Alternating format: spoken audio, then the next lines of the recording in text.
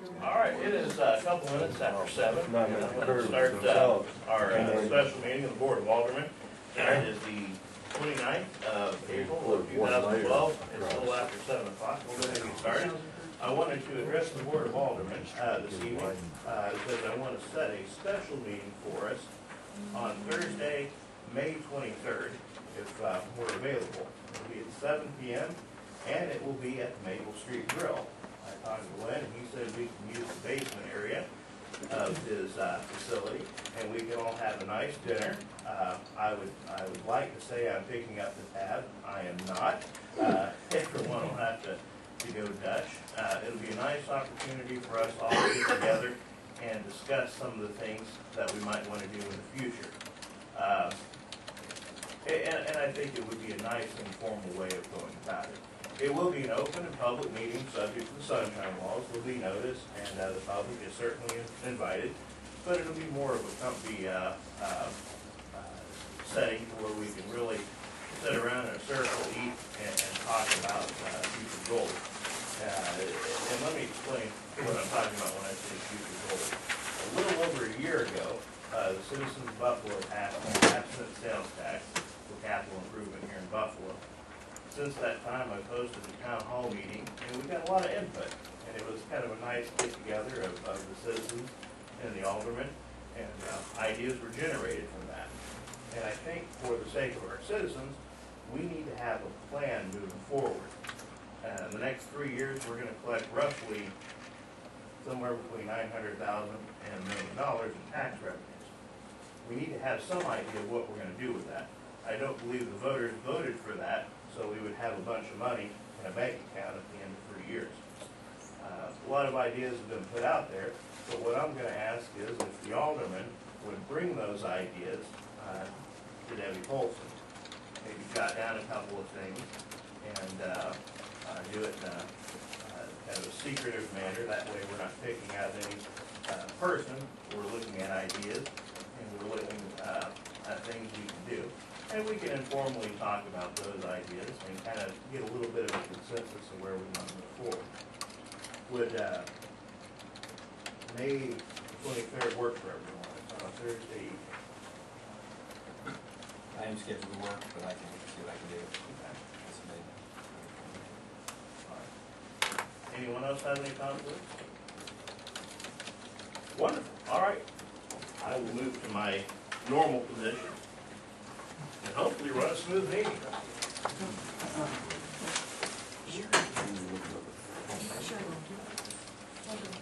First thing on the agenda is mayor's comments, and I've already covered that, so I'll move right along to citizen comments. Are there any citizen comments this evening? Mr. Elliott, saving a seat for you. Thank you. My apologies. Yes, ma'am. I have a comment. I guess Jim Piper had written a letter to the editor April the 17th. And so that I don't take anything out of context, may I read his letter? Yes, please. It says, city leaders not spending money wisely. In 50 years of construction work and small amount of common sense, I have learned that cost overrun on the project will probably average 10%. That can apply to the proposed Greenway or Locust Street project that is just being completed here in Buffalo. As reported in the April 10th Buffalo Reflex, the city has accepted a bid of $65,800 from Lining Concrete of Springfield for planned work on sidewalks at 14 different locations, a total of 3,443 linear feet. The bid their bid works out to be $19.11 per linear foot. Mike Cheek and Danny Cantrell, who are currently working on the Locust Street project, submitted an estimate of only $13.26 per linear foot, for a total of $45,654. Stevie Cox, who completed projects on Maple and Main Streets last year, has said he would do the proposed project for the same price as he charged last year. $10.81 per square foot, for a total of $37,219. The reason Chief and Cantrell's estimate was so much higher was that they agreed to tear out the old sidewalks. Compare these estimates with the bid that was finally accepted. That's the reason that I decided to bring this matter to the public's attention. I feel the council, with the exception of Wayne Rischel, is not spending the tax money like they would spend their own. I appreciate his no vote on the contract and as an indication that he agrees with me. I do not want to be a part of the obvious result if the city continues down the deficit spending path. It is the reason that I withdrew as an alderman candidate from the recent election. I believe that buy local is a good policy for our city. I also believe that we should hire local. This said, I do want to emphasize that I am happy that the new sidewalks are being done. And this is Jim Piper from Buffalo. And now I'd like to ask a question if I could. I'd like to know who made the motion to hire the Springfield company and who seconded that motion. I think I seconded it. I thought I made it. The contract was put out for bids, public bids advertised in the paper to be bid and to be accepted. The gentleman that you are talking about did not offer a bid, did not provide insurance, nor did they put a bond up. Generalities. The bids that we accepted were turnkey bids whereby the city employees had nothing to do with it, they did not. The other bids that they suggested, there's a lot of difference between a suggestion and a certified bid. We know what the $65,000, which is a low bid, we know what it will cost. They will use their own equipment, no other people. We do not know where the other two gentlemen, who was going to tear it out, whose equipment they were going to use. It was not a bid. It was a certified open bid. They could have bid this just like anybody else. They didn't want to, so that killed the issue. When it came time, we opened the bids as prescribed by law. We opened the bids, we took the low bid as prescribed by law, and that's it. Is this going to be total, this company in Springfield is going to completely do it? They're going to do We have a the bond. dirt work and all? Yes, they have to do the entire job. They put a bond up, they are insured, and they will do all the equipment. It's a turnkey job. The other jobs that the city has done, I don't have to tell you that, we don't even know where they're at. We got a Locust Street project that is still asking for more money after we funded it the other day. We run over the agenda again. That's not the way to run a business.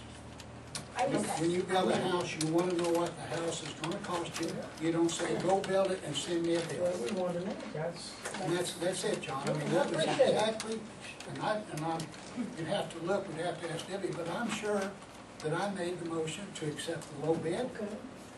build the concrete, let's build the sidewalks. Yeah. Do what we want to do for the people. And And that we're was glad it. for the sidewalks also. In regards to not spending the money the way we would spend our own, I can speak for myself in saying that I would, I did vote based on how I would spend my own money. After seeing the progress that has been done on Locust Street, the work is wonderful, but the way that we have went about it, after experiencing it, I would not do it again. So, that's what I best my vote on. So. We want to aware of that. Yes, I mean, because, we started out with a project at $450,000, and then, yes, it did go over. $575,000 is what was most recently approved, and we were told at our last budget committee meeting that it has gone an additional $33,000 over budget with no approval from the council. So, I would not spend my money that way personally. I want to know up front, this is what it's going to cost me from a contractor. That's just why I voted the way I voted. Thank you. Thank you. I've got a question too, I might ask on something not regarding this. But before you do, I want to Okay. expand on our alderman's answers a little bit.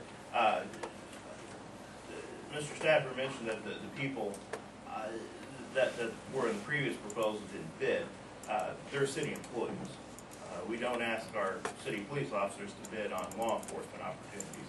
I put together some numbers based on real-time numbers from projects we've done in the past, such as the sidewalks on Maple Street and on Main Street, and they were pretty hard and fast numbers.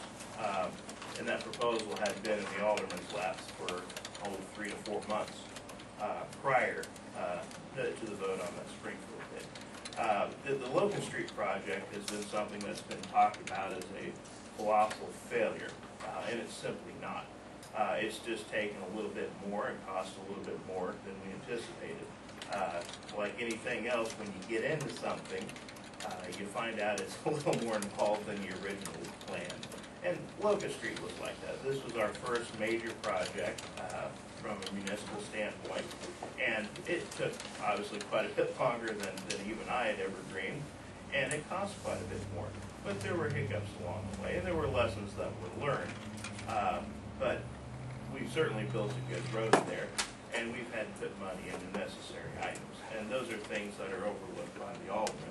I'm out there most every day talking to our employees, knowing what's going on, knowing what they need to do, knowing what shortcomings that they're experiencing, and our other aldermen haven't been out there I've experiencing. been out there a lot. But did that, also on that, didn't, that also include a little more than what was really started from the first initial thing? Didn't they end up doing more work to it than what everyone thought to start with? I know it's more done what I ever thought was gonna be done, you know, when they got done. Not getting into the cost, you know, nothing like that, but some of the work I didn't know they was going that far with. Our engineer's back there, he can tell you all about that. Hello? Yeah, right back there behind you, he can tell you And, everything about that. and we built a better road than what the plans originally called for. And I will say, Our that surveyor if we're going had- to work together and we're going to approve these things, I don't recall a meeting where we approved for them to do additional work. Yeah. Where we Well, I was just approved asking, to wasn't there go additional above work and done on beyond. that too? So, and as far as being city employees, it was my understanding that we were hiring temporary employees to do this I know. job, not permanent employees. And I don't know if others were of the same mind. And then, as far as costing more than anticipated, yes, it did cost a lot more, and that's why I am rethinking the process of doing it this way. I feel more comfortable, knowing what it's gonna cost us, and it's on the shoulders of that contractor to I'll live up say- to that. I'll say one thing about it, it's a nice street. It is a nice It's a street, nice it is a street. It wonderful makes- street, If we had all streets like that, it'd make a lot nicer looking town. yes. That's a nice street. And And it need to be I don't wide. think it's ever been in quite a question that the work is good work, It it's needs to be just the wide. process. It was just it was just a place waiting for common traffic accidents to happen out there. Let me tell you why I voted no. Number one, the Locust Street project is substantially more complicated than the construction of sidewalks. If you take bids and do not use city employees, and they are, according to the opinion of our attorney, what we have in place are city employees, then you pay those people to work on that project. You give a bid, you pay them prevailing wage, which is ridiculous. You know, it's about $30 an hour. And these people are working for $10. Now, you can say what you want to, but at $10 an hour, people paying $30 an hour cannot compete. And the Locust Street project is significantly different than the construction of a sidewalk. And I stand by my statement that it's ridiculous to put out bids and go to Springfield. I feel very strongly about that. We have the mechanism in place to do it, and you're throwing money down the toilet if you go the way we did. Period. Sir, you had another question? Yes, and it don't pertain to this. Maybe it's the highway departments, I don't know, but on your Ash Street out here south on 65, you know, you go out. Whenever anyone wants to go to F Highway, they miss it. They don't see that sign, it's a little sign. Do you need to, do I have to go to the state to see if they won't put up a better sign, or there's no lighting out there on that street? Who do we talk to get something started about, because on the other end of it, there's a sign saying to F Highway. This way, there's not. Of course, we live on F Highway, and we know it's hard to explain to people how to get there. And then if it's nighttime, you know, it's easy to miss. I mean, It's in the state. And that's well, would it all be state there, or has the city got anything to do with it? that's MoDOT's baby. That's all MoDOT. And the problem with MoDOT is that they've drastically cut their budget. Well, I And know. they did it voluntarily. So they are cutting down services a great deal. I can say, if the Board of Aldermen want to dedicate funds to putting up signage, we can certainly do that. We can certainly put up lighting. The problem is in that general area, we're getting out of Empire and we're getting into Southwest Electric's territory. Yeah, And it's they're 10 both times, right there, yeah. 10 times as much for lighting. Yeah, they're both right there, yeah. And we can certainly, as a board, look at those types of things, but we'll and have to do them. Well, even turn there for Ash Street, there's not, you know, it's just a regular sign there, and it's a heavier traffic. I'm just curious who, I mean, I'm not too good to go to the state and see why they don't put something up, because it's ridiculous, to me, you know, when they changed that road, they should have put a sign up there going to it, they did on the other end of it. You know, where Ash comes out down there, you know, at TP, or at EE, well, they've got a sign there saying, you know, to F Highway.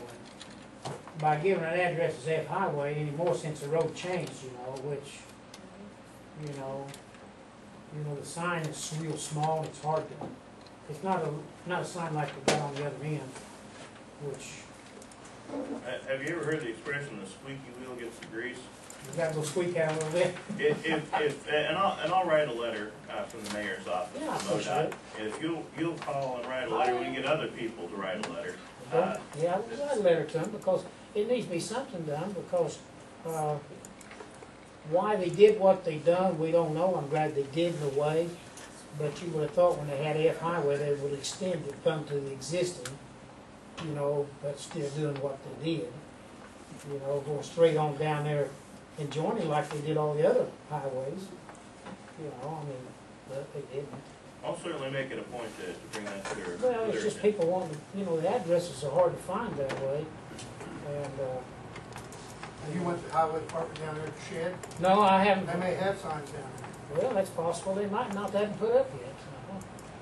We can find out, though, it ain't very long to go down there. And the engineering's down there too now, I think. Okay, thank you. Are there any more citizen comments? HFLCS is on the agenda next. The last board meeting, some of our aldermen pardon me, raised questions about how HFLCS works with our city town in its day-to-day operations. And we provided some folks here. Would you introduce yourself? Well, I'm Margaret Villarreal, and I do paperwork and help with the Department of Agriculture because we are a licensed rescue. This is Ed Mayer. He is the chairman of the president board. of HFLCS. And I will try my best to answer your questions. What I can tell you just offhand is that the city town has not bought a piece of dog food, a piece of cat food, or bagged cat litter since before 1999. HFLCS furnished all the dog food, all the cat food, and all the cat litter. The dogs come in, we pay spay or neuter bill, and we call in Springfield and find for a home store. You guys, every Saturday, you have an adoption. We have adopted every Saturday in Springfield, yes. And I know that's a fairly successful program. I know HFLCS does all the adoptions on behalf of the city, is that correct? Yeah, in 2012, we adopted out almost 600 animals, but 330 came from the city town. Okay. I've got a question for you. Is there any way we can lower the cost of down there on, someone wants to go get a dog, or who's in charge of those rules and regulations? She's got, are you in charge of them? How much we charge for adoption? Yes, stuff like that. Yeah, we are. Is So, there, we charge $65 to adopt a dog. If you get a free dog and you take it to Way to Doc Moore, have it spayed or neutered and have it all the shots, which we do, it'll cost you $125. Well, when you adopt one of our dogs, that $125 is already paid, and all you have to do is pay $65. So we're half price what you can get done for because we do $600 a year. Is there any way we can get the cost down there? I am down there 2 to 3 Saturdays a week. I have never had somebody come look for a dog and complain because of cost. Now, we do have, and if somebody comes up and is really interested, we have, they don't call them scholarships, we have angel sponsors. We have people donate money and say, hey, if somebody wants a dog, and can't afford it, and you fit your bill, we'll pay the $65. So, yeah, if somebody came up and was interested and fit the criteria that we thought would be a good forever home, we can get you a dog and won't cost you anything. But I mean, I was there the last 3 Saturdays, and I'm there at least 2 Saturdays a month, and we've never had anybody actually ask, for, well, now, we occasionally get somebody ask for anything. Can we do anything cheaper? No, we can't. Well, okay, here's your thing. But, you'll get people ask, we don't really think that that's a problem. The people that come up, I mean, you'll have 3 dogs there, or 6 dogs there, and 12 cats, and sometimes people will come up and say, oh, I'm in love. And sometimes people come up and look at all of them and go back and, ugh. I mean, it's just, everybody likes a certain thing, and it's more what they like than money, because, and like I say, we do have people, we have sponsored the adoption fees. But And also- I don't think that the No, adoption fee and hurts our anything. prices are comparable to any of the other rescues in the area. We are not Yeah. above them, and we're not below. We're all That's what about I'm the curious. same Well, price. that's, okay, Saturday, Polk County was on this side, they're $65, we're in the middle, and Cassville, I don't remember what they call themselves, Haven. Cassville was on that side. What? Haven of the Ozarks. Yeah, Haven to the Ozarks. Is There's 3 of County us. a kill center? Do what? No. It's not? All 3 of us are no kill centers. But Polk County is over here, and they're 65, we're in the middle, and then Cassville, which is Haven to the Ozarks, on that side, and we've all 3 got signs, no kill, and they're all $65. And us and I believe Polk County had cats. I don't think that Cassville had cats. Let me ask you a question. Yeah. Do you know how much the city spends on the dog pound every year? Our budget is How much? $87,000. Now, do you think, and this is city, this is taxpayers of the city of Buffalo, Yeah. and we know that, I don't know how many of you people actually live inside the city limits, and we know that all the dogs don't come from inside the city limits. We No, know I said- that this is a community. The ones from the pound come from the city limits. That's why I said we adopted that 330 came from the city. Most of them, but our budget at $87,000 to run it with 3 people from the city. I would like to see this group of people ask the county to help pay part of that bill. I mean, it's a taxpayer situation. The county, I'm not a politician, don't know anything about politics.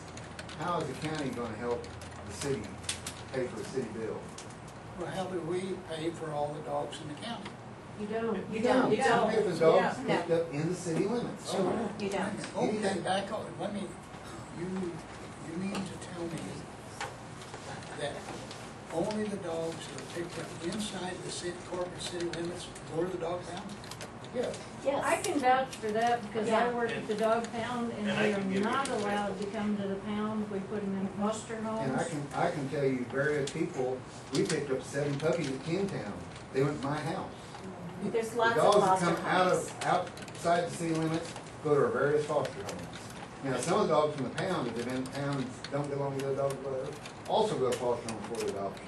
But the only dogs at the pound are picked up inside the city limits. Now, I'm not gonna say that somebody from Bolivar doesn't carry it over and drop them on your I doorstep. understand. But they are picked up inside the city limits or they never hit signs. Is the recycling center in the city limits? Is it considered?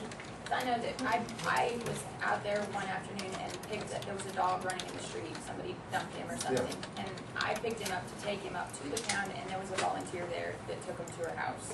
I drove the dog to her house because she couldn't get him in her car, so, I mean, And I can provide an example. The last spring, there were some dogs running loose out on East 32 outside of the county, and someone had called me and kind of raising Cain, why doesn't the pound come and pick up these animals? And I explained, well, it's outside the city limits, and they said, well, the pound's providing free dog food for them out here while they're here. And I said, but that's not the pound, that's HFLCS, and they're separate. And there were 3 dogs running at large out in the county, and HFLCS, in short order, found foster homes for the dogs, people to keep these dogs until they were eventually adopted. So these weren't dogs that were dumped on the city. These were dogs that were out in the county, and this fine charity took care of the county problem so that the city didn't have to. And that's, standard operating procedure for HFLCS. I, as a member of this council, I don't know if anybody else did, we really, or I thought that all the animals that came from all over the county, not only just from the city limits. See, we really thought that we were, we thought that we were the dog pound for Charity, Urbana, and Longwood. because- We can show you intake form. I What I'm telling you is, because of the Department of Agriculture, whoever it is that makes all the paperwork, if I have a dog in my house, I have to have a piece of paper that says, this dog came from Kentown, and I have to have the person sign a release so I can pick it up.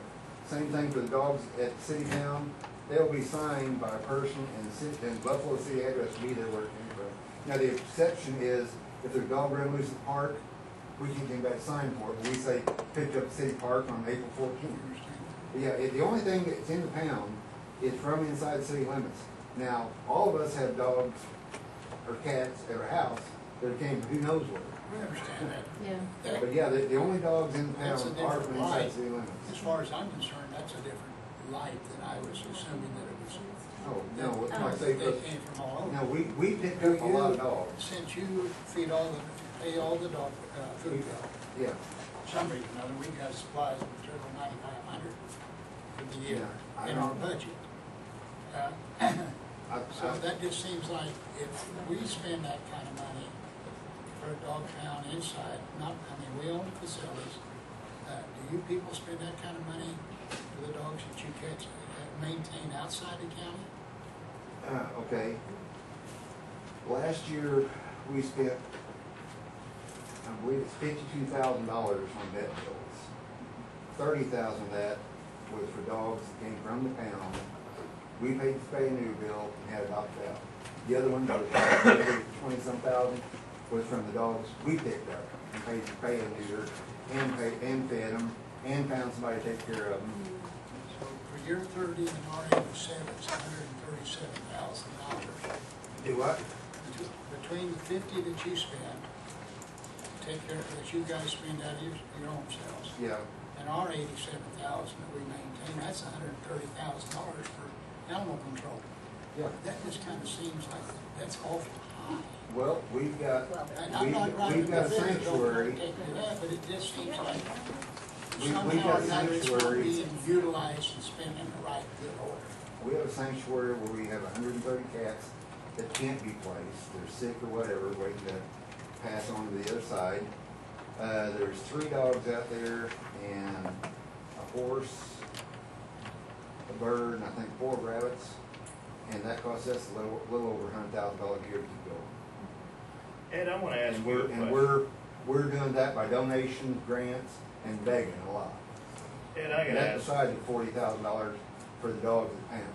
all this money we're talking about, how much money are you making off of this?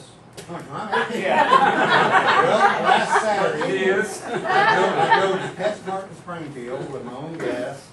I stopped No, at no, McDonald's here on the way. I know darn good and well you're making a good living off this. How much are you making a year off this endeavor? Nothing. Oh, come on, Margaret, how much are you making off of this? Oh, loads. I lose at least $20 because I eat breakfast and eat lunch. It costs me $20 every Saturday to go down there, plus the gas to get there. How many people here work, volunteer through HFLCS? And you all do things to help the pound out. Who's making all the money here? 'Cause we're talking- Who has ever got paid from HFLCS except for an expense? If you buy a bag of dog food, we pay you back. Who else got any other money?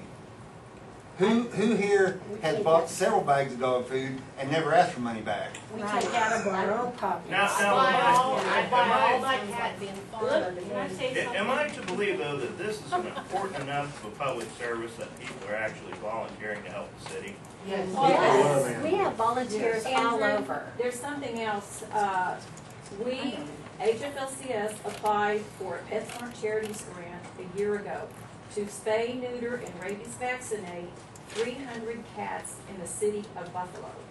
We spay, neutered, and rabies vaccinated 313, thank you.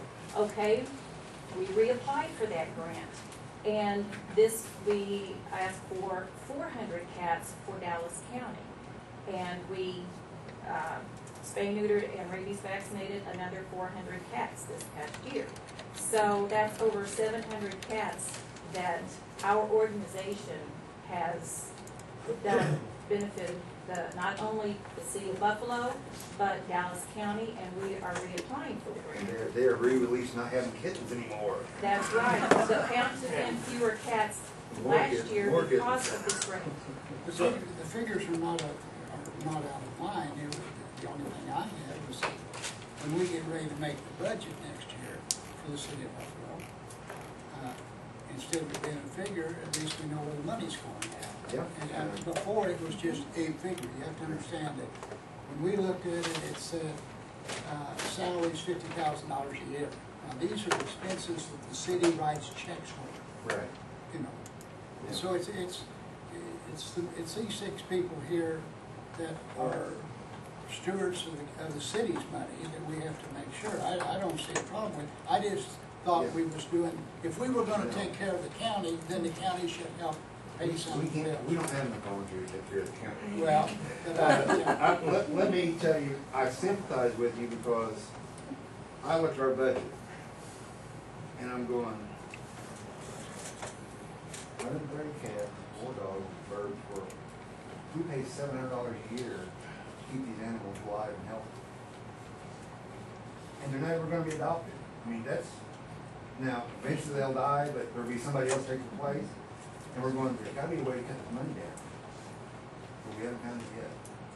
Yeah. Are you working with all creatures and all? Yeah, we deal with her on a monthly basis. Well, you know, at PetSmart, we're under the All Creatures name. Yeah. So, The reason why. I know. The reason why I say is my grandkids' college fund, to the extent of $20,000 a year for my daughter, is going into All Creatures. Yeah. That's what she spends. So it costs something to do something. It does. Well, like I say, I only took over as president first year, and I assumed we had a $20,000 a year annual budget with this little renting deal. And first thing that come up there, I said, hey, if I'm gonna do this, I need a financial report, okay? Last year, we took in $160,000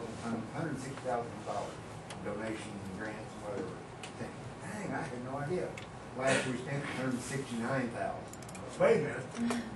But, I mean, that's, and I'm new at it, and like I say, I know how you guys are going, how can it cost this much? Because I'm doing the same thing, and I've got figures and figures and figures here, and there's nothing you can do without. I mean, you gotta have food, you gotta have everything, gotta heat the place in winter time, which now we are trying to get some money up for insulation for our building, because I think that our heat bill in winter time is killing us, one of the things, and I'm sure it does the city too, which I don't know about, insulating pound or whatever, but I'm sure that there might be something like that, but yeah, you're only dealing with city dogs. But we've got all the rest of it. Don't get me wrong, I'm proud of you guys. Yeah. Every one of you should be proud. But you're saying, you'll pay the vet bill and everything on every dog that's catching caught in the city? Did I take that wrong? We pay the spay, the neuter, and the shots, and if they get sick, we pay the vet bill. I don't believe you guys pay any vet bill. Now, somebody told me once. We have a high bill in the rest of the ways. Well, wait a minute, now, somebody told me once that there is a USDA regulation that there's some kind of shots you guys have to pay for. I don't know. But if there is, you're paying for a shot only, and I guarantee you're not paying for spay and neutering, or the rabies, or the other stuff. Rusty Wade pays his bills, his employees' wages off the city. Well, I wish I was one of his employees, because I say the same thing. He does, I've heard him tell it. You know, I think there's a great thing I've heard him say, he pays his wages. Okay, well, he does that because we've got a contract with him. The city, I mean, we have a contract with him on his spay and neuter fees. Yeah, If he I think did, that's if what we did $600 not do would that, pay we for. could not exist. We could not, I called a couple of weeks ago because the lady wanted me to keep reducing the adoption fee. And I told her, I said, I don't think it's out of line, it's the only time I've ever had somebody come to the pound and complain. And I told her, I said, give me a minute. And I called Rusty's office and I asked Connie, and I said, okay, Connie, if I brought a dog in, if I had her spayed, had her shots and her rabies, what would it cost? And she said $131. You know, so, Kids, okay, now, I don't know exactly how the city works. You got a board the same way we do. There ought to be somebody here that can say, hey, I can look in last year and we paid Rusty Wade $10,000 or $30,000. I'd like to know if the city does pay Rusty Wade. I think some of it is paid, but If she didn't it, She'll tell you. Well, that's, I mean, yeah, somebody. some of the medical is paid, but I'm not sure what, but I know we had a dog that was sick a couple of weeks ago, and I paid the I'm $128 still vet learning bill too. myself. Don't get me wrong, I'm not running you Oh, down, yeah. I think it's wonderful you got them all do Well, like I that. said, I know how much we're paying. If you guys pay as much as we are, And just a quick question, while Debbie's looking up those numbers. Yeah. How much do you think HFLCS contributes to the city monetarily through food, vet, and all the other endeavors? the majority of the $160,000 that we spend goes to local banks, local feed places, local vets. Now, not the park particular pound, but the cat sanctuary, we've got 2 locals that we pay wages to. But I mean, of that, I guess your budget's $160,000. Well, yeah. About how much of that comes to the city through food, through vet bills, just for city animals? The city animals will cost a little $50,000 of that. Well, Because and a lot, the food, the litter, and the spay and neutering for years is for the 300 dogs that we did in 2012, it was between 40 and 50,000. And I will say, I'll say it since I'm on the back If you need, I can find out row. exactly. We do, the only dogs, because we have a high turnover of our dogs and cats being adopted. We have them out there, we have them on social networking, we get a lot of hits. We went from 129 hits to 364 in a week's time of our animals being seen on social networking. The only dogs that we've had out at the pound that have had not being able to do anything with were dogs that were not able to be released from the court system yet. And those were city dogs, and they were out with us. So just to let you guys know, the turnover is phenomenal with our animals. What's the bottom line? We're paying anywhere from $1,600 to $400 a month. Yeah. I don't know what any of the reason I handed you the list is Can you add that stuff up? I just gave you a list because I don't know what the drugs mean. So that bottom list is the different drugs that we paid Rusty Wade for. Okay, That's like in 1 month I wrote down what every invoice that's was the for. shots that you have to give for the Certain ones. 16, 2000, 36, 44, 5,000. You got a Wicker bill. There you go. 463, 603, 580, 1675, 547, 840, 846, 601, $76, 931, 416, 1050, 595.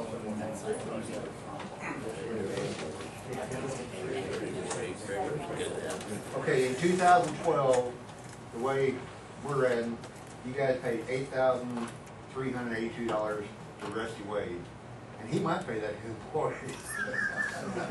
But you see what I'm getting at? Yeah, well, I know, If you're paying for all the neuter and everything, Yeah. no, that's not neuter. Well, like I say, no, this is for Duramain, Amoxa Club, I don't know, it's a bunch of shots that the, But some of that, is that all from the pound budget, Debbie, or is some of that from the police dog? That was just what we paid to Rusty Wade. I'd have So to. it's Part all of that that's gonna one be there, police police dog. dog. And the police But- dog has some special needs itself that has to be. but like I say, I was told and never been able to find out that you guys, because of the Department of Agriculture rules, when a dog comes in the pound, since there's other dogs in town, you have to vaccinate him with this or this or this, which is probably some good junk. But it costs you I can $8,000 tell you Ed, last what they year, last year, $300 cost you $8,000, $300 cost us over 30. Yeah, but you see what I'm getting? Yeah, If you're paying for it, see what I'm getting You know, at? yeah, but it's like I say, really, we're, from my standpoint, I think the list I'm really informed, because I was really convinced that everything that was done, I mean, I knew there was volunteers, that, the way I understood it, they went out and helped clean up the pens. no. Yeah. See, that's what I I know. know. You know, and that's what we thought, there's no question. We didn't realize there was a lot of monetary values in Yeah. it. And But I, seeing 87,000, I thought was high, hell, that's cheap. I have heard a What little it bit, is. I have heard a little bit kind of from a few volunteers that the city pays nothing though, so I think there's some confusion Well, on see, both that's ends. why I wanted to see that. Yeah, Because I told you, I was told the city from Department of Agriculture has to pay for some shots. I will ask you one more And now, question. but like I say, you didn't do much to 300 dogs for $8,000. I'll ask you one more thing, Yeah. and I'll shut my mouth.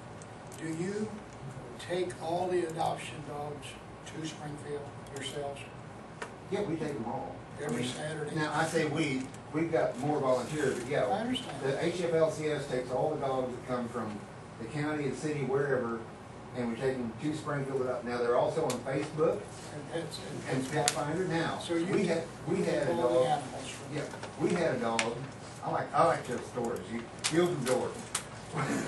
We had a dog that was adopted out to Camden.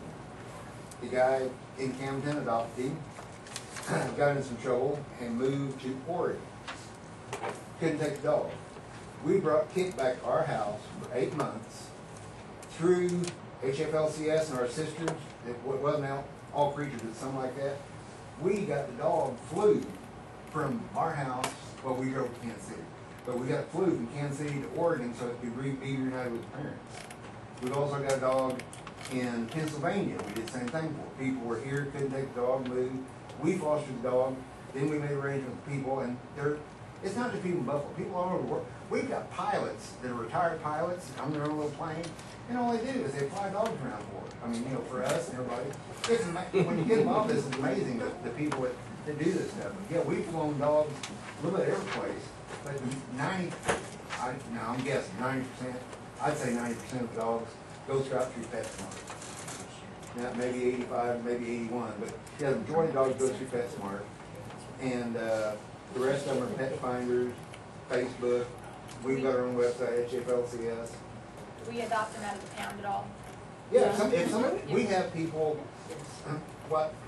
and now, somebody else can tell you more about this than I can, but I'm not that much in adoption work.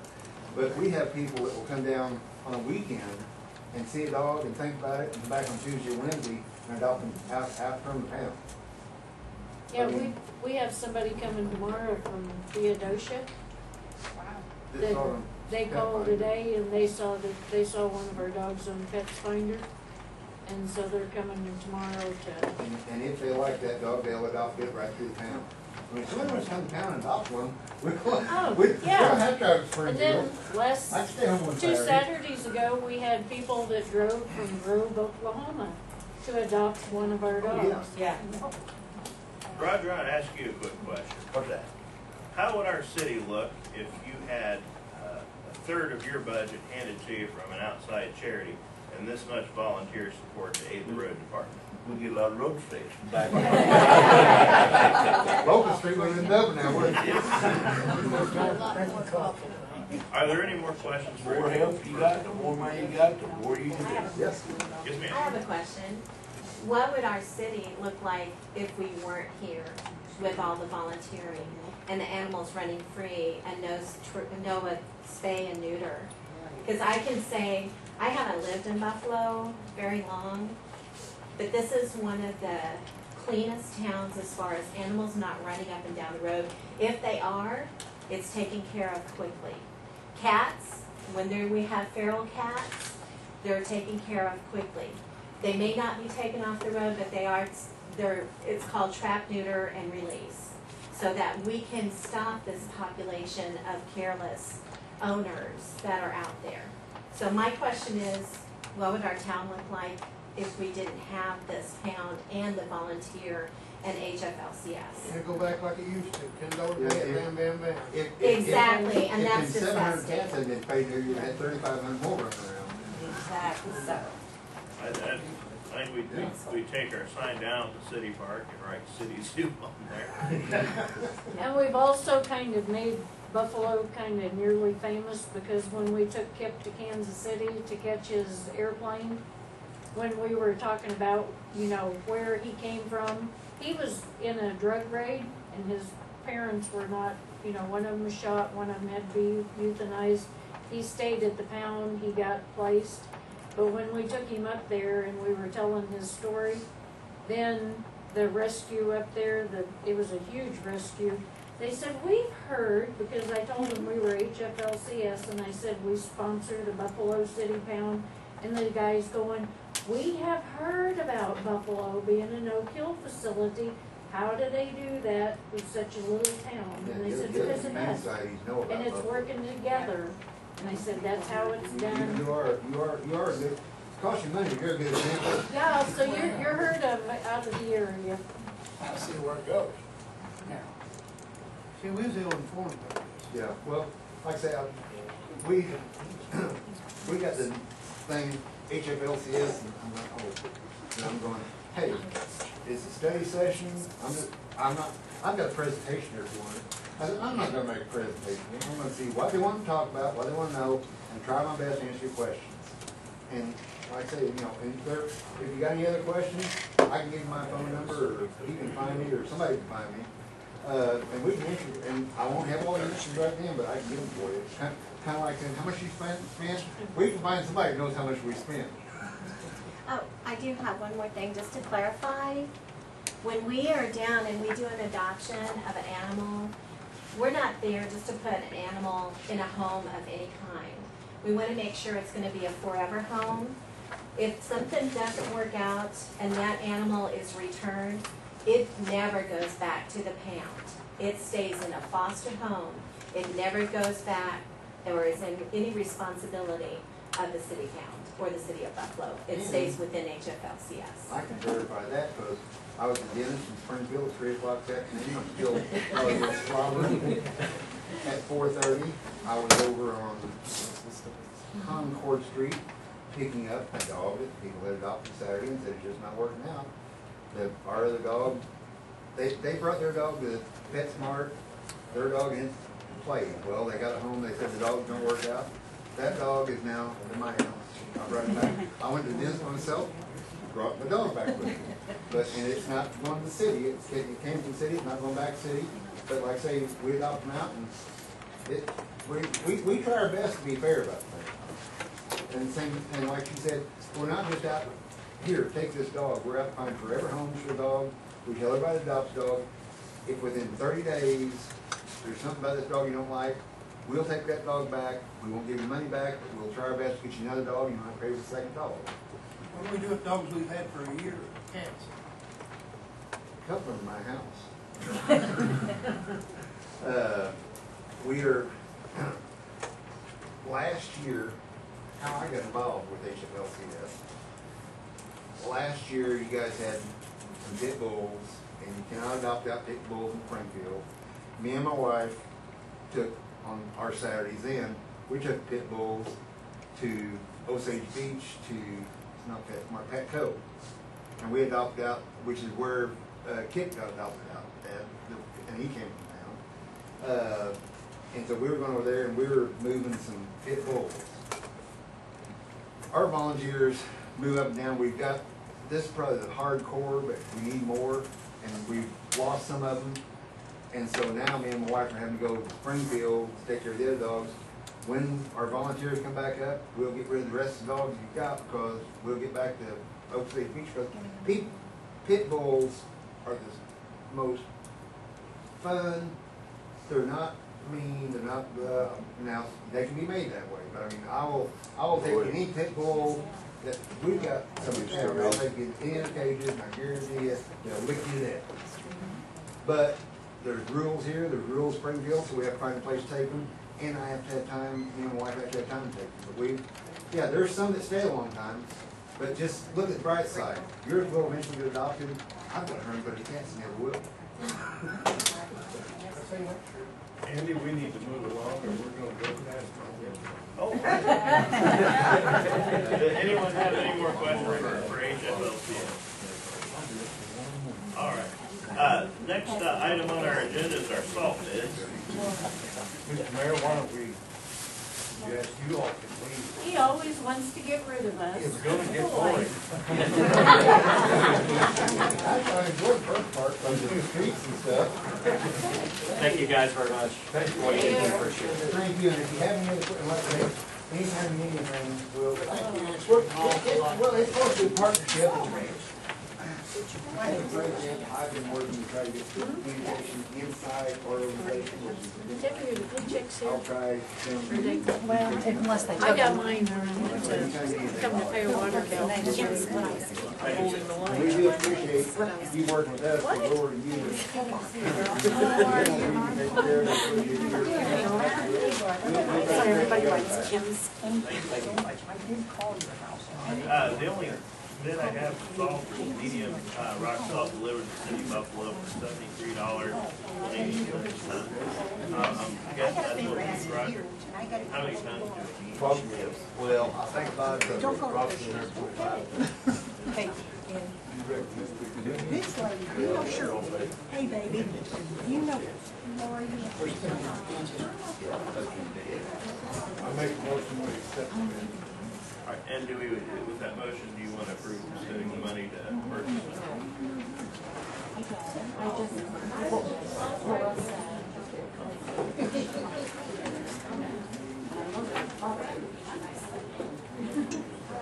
I'll second the motion to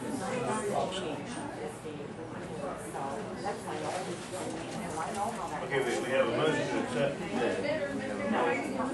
Second. Yes, it's not in the box and it's not in the outgoing mail. Motion and our second are.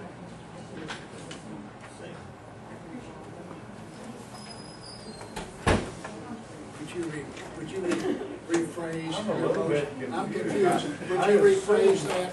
Because I assumed that what I said was not literate for the mayor to understand. So, would you rephrase your motion? I just assumed that by accepting the bid, it implies paying for it. But if that needs to be a part of the formal motion, I will amend it. And we have a second for Wayne's minute motion. I'll second his motion as he put it to the council. All right, I'll open the floor for discussion. Any discussion? I'll call for a roll of the vote. James, Aye. Larry, Aye. Brandon, Aye. Jess, Aye. Wayne, Aye. Christie. All right, that motion passes. The next item on our agenda is, actually, I'm gonna skip down to item number 7, the asphalt bids. We'll do all the bidding stuff as it is exciting.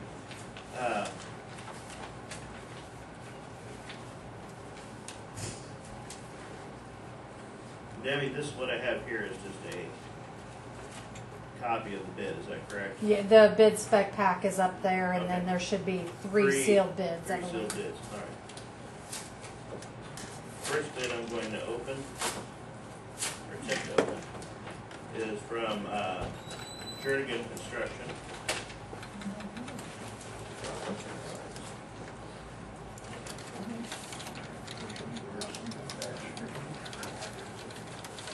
And their bid is $77.93, and that includes patching. Next bid I'm gonna open is from Blevins Asphalt.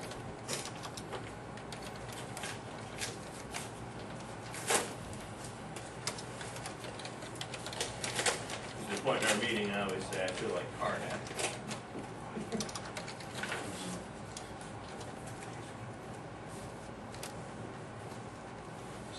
Their bid is for $62.30 per ton.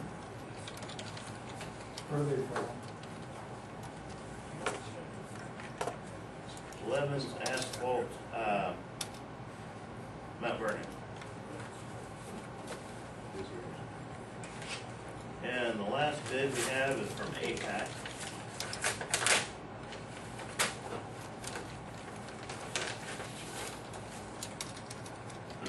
And they're at $76.20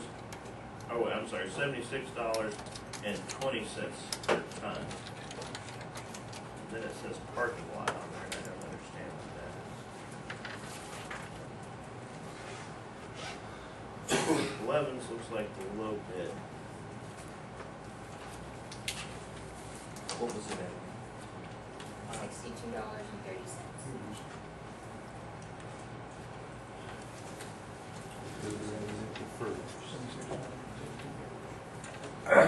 Before we accept or decline the bids, I'd like to make a suggestion for the council to think about. Roger, how many times did you anticipate asphalt? Well, I just How had many to dollars? I never did. I didn't. I just told them bid by the ton, Jess, and I didn't have no idea how much it takes to do it. What I'm saying, what I'd like the council to consider is over the last 20 years, we've just laid asphalt on top of asphalt, just to spend money for asphalt. We just spent it.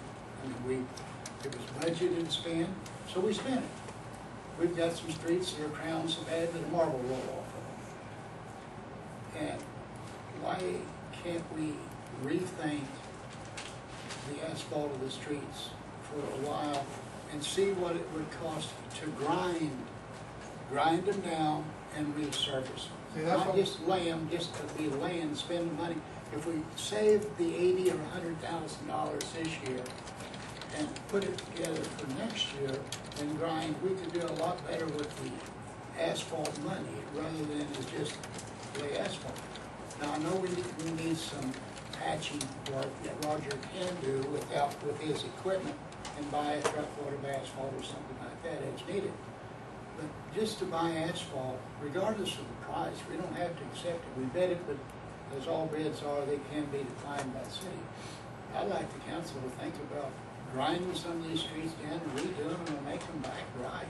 See, in the budget committee, me and Christie have got this in the budget committee, to grind the streets this year and save our blacktop. That's what we came up with, right, Christie?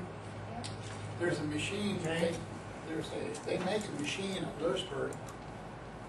The man makes those machines that grinds it and relays it at the same time. Takes what he grinds off, takes oil with it, and lays it down. Well, I'd like to see us check into the pricing of that situation for the city, rather than just buy asphalt. The other thing is we might be able to buy a grinder for about 80 grand. And also they make grinder attachments for bobcats for asphalt. We wouldn't want to get through concrete with it, but yeah, there are options for us being able to do it in-house, at least the grinding.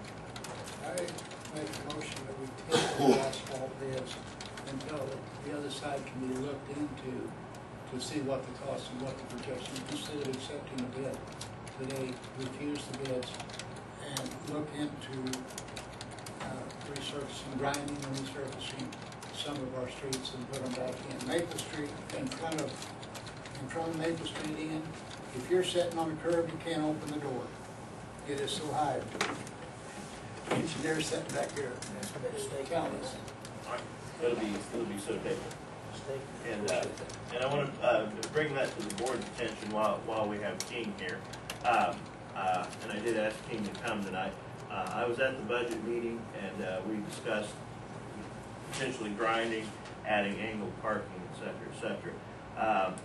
King, was it a year ago, year and a half ago? 2011. 2011, I'll explain where Christie asked, we went up there, set a car there, killed it in 2 seconds. Right.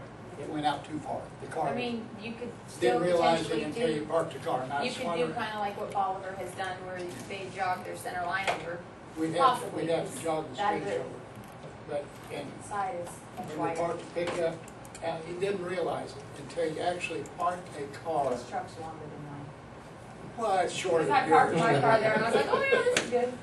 And you didn't get it picked? Well, Nobody got that. I was very fast, it was, Christie, come out, No, I'm look at serious. this right quick, and I moved the vehicle. before I'm serious, because I- Jamie George pulled up and about ran him over. Yeah, He didn't Man, want Jamie to. George almost gave me a ticket. So that issue, Your Honor, as far as redoing that, Christie, I am sure that, and I will speak on behalf of Christie, because some of the things she wants affects her business, and I don't want her to be taking sides in this. But when you look at Maple Street, in between Main and Commercial, I think we need one more handicap ramp in the middle, but I also think that we need to take some handicap parking down. I mean, if we're gonna give them that, then if we're gonna give them another ramp in the middle, that we take the handicap and limit it to a 2-hour parking zone through there. I know we're taking away from the handicap, but since we no longer have the highway patrol occupying the courthouse, that really frees up the west side of that street for those people to park and come across to the senior citizen house. The other thing that I would like Roger to think, and I'd like for the city to look at, that we have a crosswalk put in the middle of that street.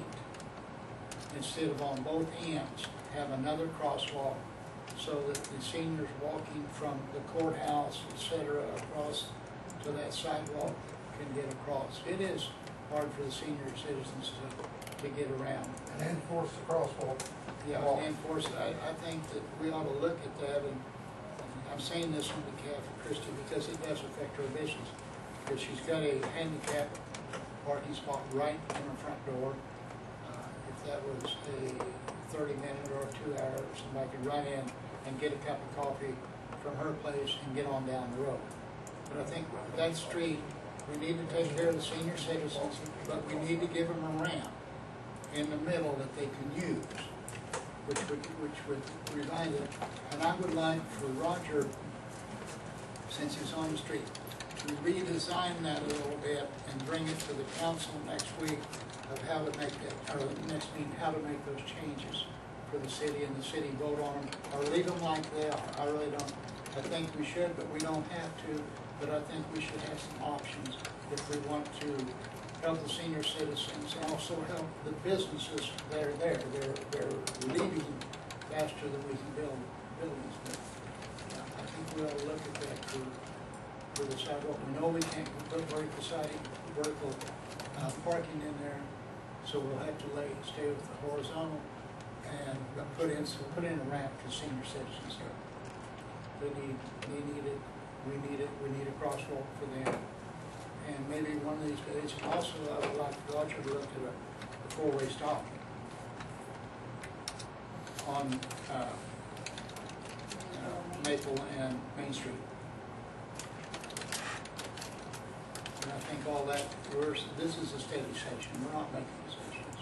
I want to finish my thought real quick. I was going to say, King, in 2011, a few years ago, worked with us. We paid him thousands of dollars to do a feasibility study. Not quite thousands. Not quite thousands? 1,500? Yes. Okay, but we paid King $1,500 to do a feasibility study for angled parking. He gave us 8 different scenarios and 8 different write-ups, and nothing looked overly feasible. We create new spots here and there, but nothing that was certainly, nothing we could label ideal. Well, and instead of looking at one strip, like looking in front of your business, you have to look at the whole square and then look at, streets in and out. There's plenty of space available, but you have to do it as an overall thing. You can't do it as one little strip here, because it doesn't work that way. You've got enough room to move things around and make it all work out where you don't have to offset your center lines because they come in at a different location. But it's part of an overall plan that needs to be done for the whole square and the streets coming in and out in order to make everything lined up. When you did the feasibility study, was it for the whole square, or was it just that section in front of like Maple Street Grill? It was from north of Maple Street to south of what used to be the hardware on the south side. And what I would prefer, if we're gonna tinker with our square, we probably would be best served to have a comprehensive plan. What do we wanna do with our square? I'm not saying, we jump in there and do it. This might be something that's done over several phases. But I think, at that special meeting, I planned at Maple Street Grill, I would hope downtown revitalization is gonna be one of our ideas. And that we're able to jump in and come up with a comprehensive plan, and that's why engineers are so important. I understand the idea to put a wheelchair ramp in the middle of that block. One of the problems I thought of, and I'm not an engineer, that if you park next to that wheelchair ramp and you want to access that wheelchair ramp, you're going to have to turn around and walk out in the middle of an already narrowed street in order to access it. And these are the type of things that our engineers going to think of. If you put an ADA parking stall there, you have to put an 8-foot wide stall next to it to allow the van to open up and come out. What they're currently doing is walking across the street from the courthouse where they park. Right. And grabbing onto the pole to get up the steep step that's right there. Right. If they don't have somebody to help them. Right. And they don't walk down to the ramps because it's further to walk. Sure. And I would hope that we could find a solution, if anything, for that problem, because it's kind of disheartening to watch. Sure. And that's why we have engineers. And that's why it's site specific. If you don't have the senior center right there, Yeah. you don't have that problem. So Exactly. every town has to look at where these things are occurring and address them as they occur. Yeah. So you table the asphalt. All right. King, thank you for your insight. Sure. All right, we'll go back to item 5 on the agenda, the UV system. I just wanted to give you all an update real quick. I did get to purchase the 2 sensors, put them on units 1 and 2, and it seems to have done the trick. You need both. No, I need to order the bulbs yet. I got a hold of the guy, he hasn't gotten back with me. The problem is, and I know you don't want to hear this, but unit number 3 is acting up. And it looks like it's the same problem, so I'm gonna have to get another new one, to put on that one. All 3 sensors went out the same year, so I need the board's approval to go ahead and get the 3rd sensor. How much was it? $1,400.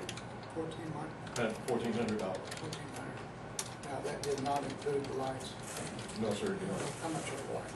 The last batch I purchased for the unit last year was roughly with shipping, I think it was like $900. 40 bulbs. No, 30 more. Because The 30? 30 in a pack, yeah.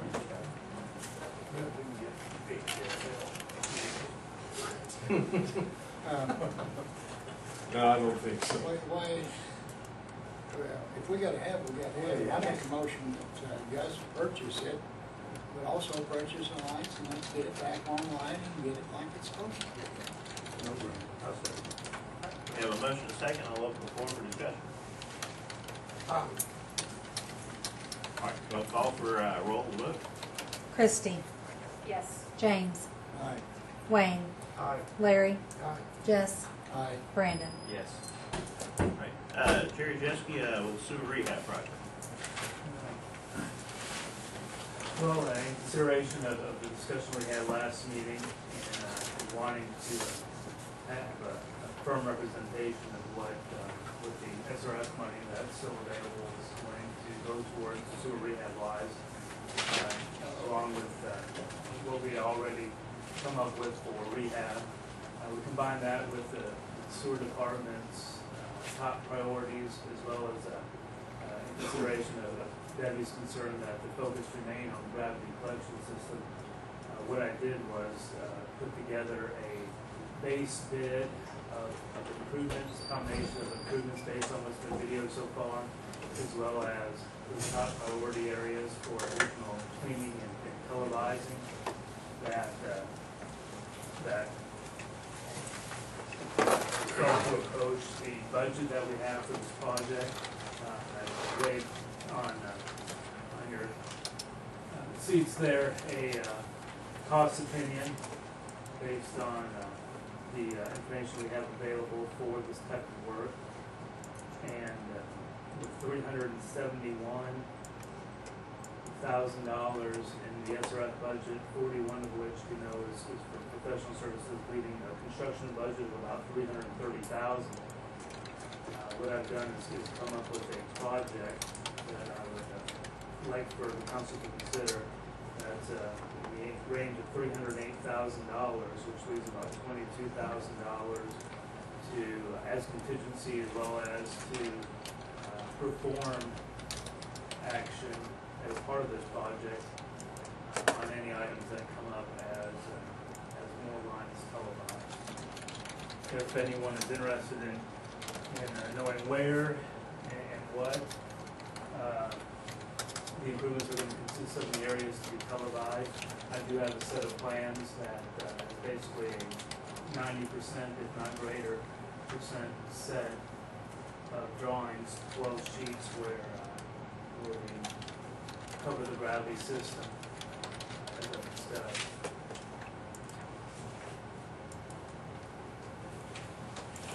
You're very good at what you do, but I sure don't understand what you do.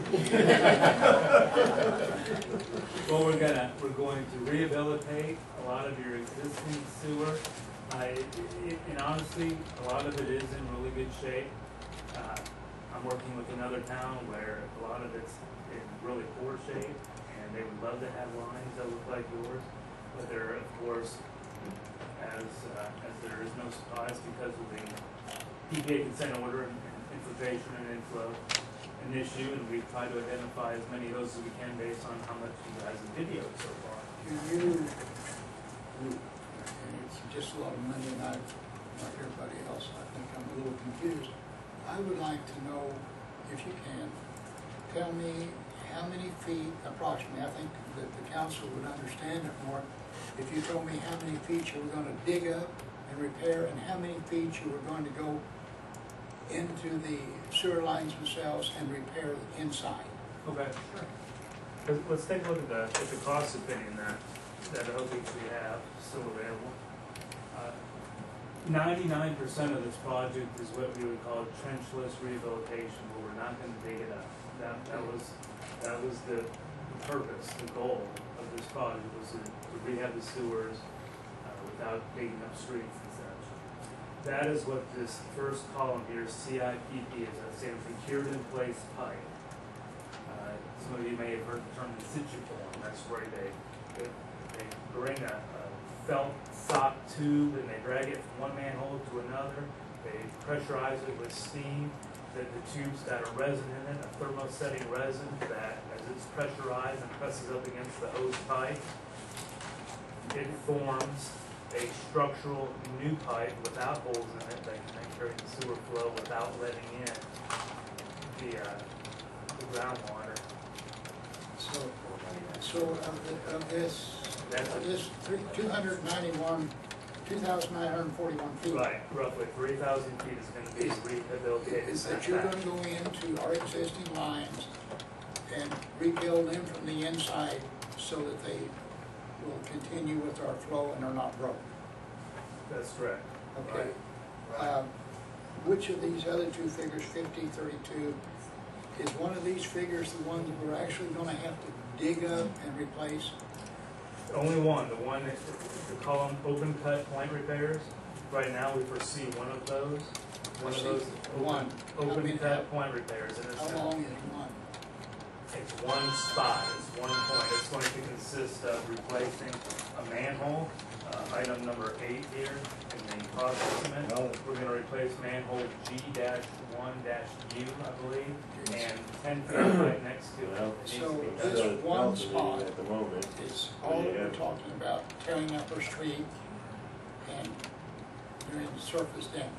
Yeah, we know based on the video work, the performance that's called, yes. So within this bid, whoever bids this, when you do this, you will repair our street back to the condition that it is today. Yeah, Can so you that's tell not, us, can you tell us approximately where this is at, so we don't asphalt and grind it up until we, Yeah, you know where the bus barn is?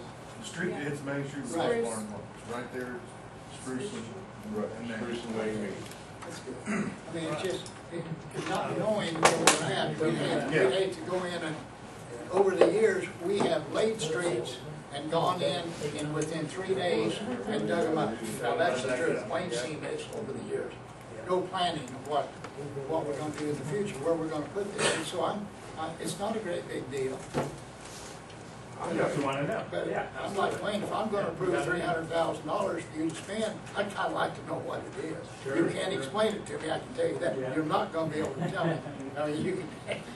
We hired a gentleman to plot out where all the sewers Right. are. Has that been helpful to you?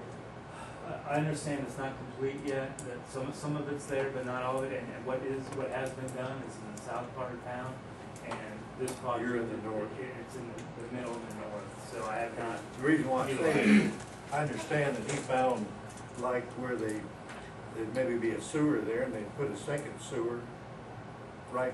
Right, there is some There's abandoned sewer. duplication. Sure, there's some abandoned sewer and some. Is that already bypass closed? sewer. Are you gonna close that? Is there A any lot of that? that's been documented, and it's been taken care of. Yeah, it's been close. Well, And, all those that are like that. I think there's only, the only one I can think of is that one that bypasses along Hickory Street there where they put in the extra pipe and it's still there. But it handles flow, so it's gotta be there. It's a lot. It's kind of a incidental effort in doing this. We have to have maps and we have to be able to portray to the contractor what to do and where things are so that somebody who's not familiar with Buffalo can come accomplish the work. And like I said, as an incidental effort in completing this project, what comes of this is a nice map of the complete sewer system that I've shared with the district, and they've helped correct any inaccuracies. And what my plan is, Wayne, is for when the GPSing is done on the manholes, to incorporate that into what we have so far, make that even better, and find out, okay, that manhole is not right there, it's actually 10 feet over. And, So in retrospect, you've been better off to have started in the south or the north part. What's that now? The fellow that plotted all the engineer that plotted everything, where all the sewers are. Are you saying that that's helpful, or it's not as helpful because he's done the south and you're working in the north? Well, it's gonna be helpful for its own sake. As far as for this particular project, it's not necessary for this project, but the incidental work that I've done to make this project happen, and that work that you're having done, when those two get combined, you guys are gonna have one heck of a sewer map. It's gonna be dead on, and you're gonna have some nice aerial photography behind it, with right-of-way lines, and Because how many feet do we televise? All total, how many feet do we televise? I wanna say 26,000. 26,000. So out of the 26,000 that we have televised, we only have approximately 3,000 feet that's bad. That's bad enough to warrant complete lining from manhole to manhole. There's additional trenchless technologies that have come about because not everybody wants to line 400 feet of sewer just to fix 1 or 2 spots between there. And that's what the point or sectional repair column is. And that consists of a 6-foot segment, because typically with clay pipe that comes in 4-foot sticks, one stick has been crushed or is bad. So the standard point repair would be a 6-foot long sock or tube that covers that pipe as well as a foot on either side. And so that's where some of these other trenchless technologies come in.